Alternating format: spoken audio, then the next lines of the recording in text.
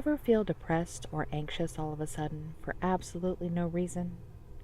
Everything is fine one moment, then, suddenly, this wave of emotion flushes over you, making you uncomfortable in your own skin.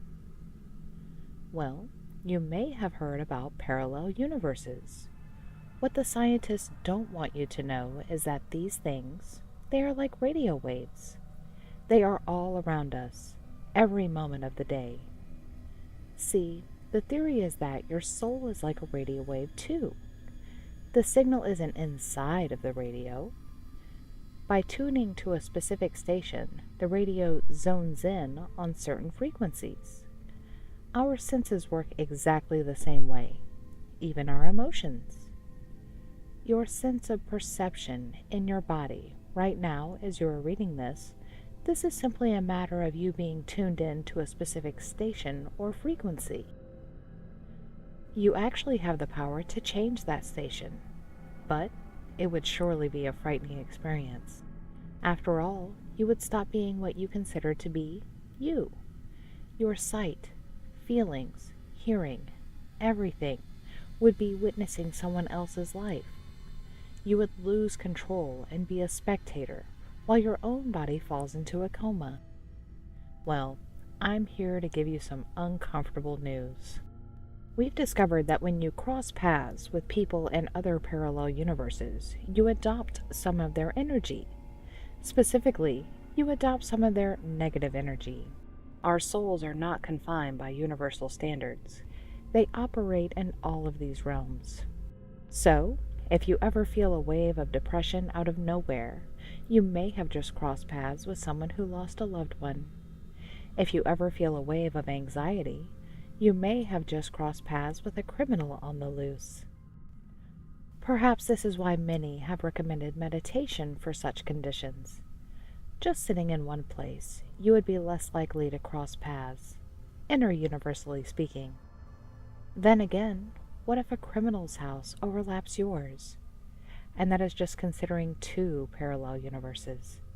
There are billions. Perhaps this is what ancient cultures meant when they spoke of ghosts and haunted houses.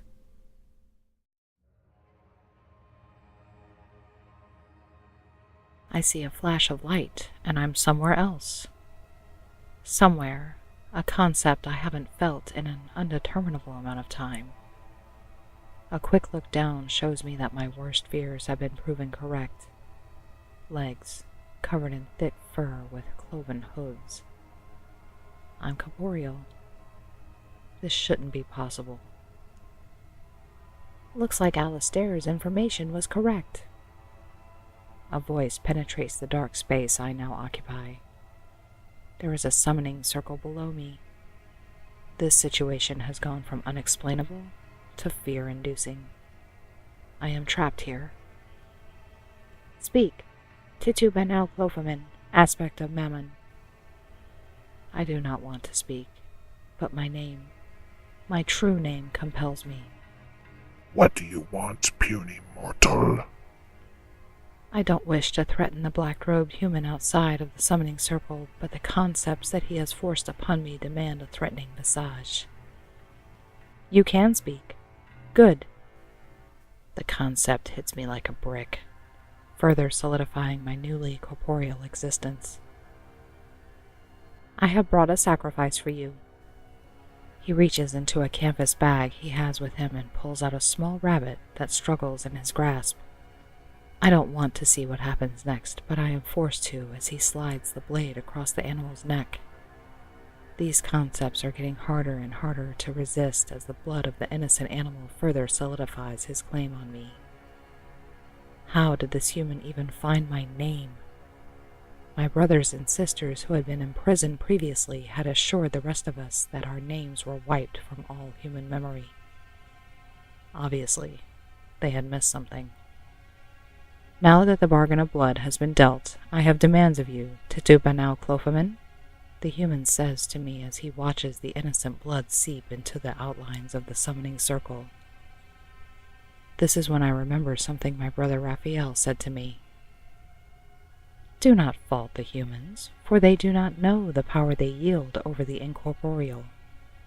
Language, thought, and free will have the power to create and also destroy the immortal concepts of us. Though they wield these powers, they do not know what they trap. They only know that the names have power and are malleable to their desires. This human, unfortunately, has summoned me as a demon that makes a bargain. I know that if I fulfill this bargain, it will only lead to further bargains and innocent bloodshed. But I am powerless to stop him, and if I am not careful, he may destroy the very concept of me. But this also provides an opportunity, because if he is not careful, he may reveal where he learned my name, and I can smite it from this world, and this abomination of a human with it. What do you desire, Master?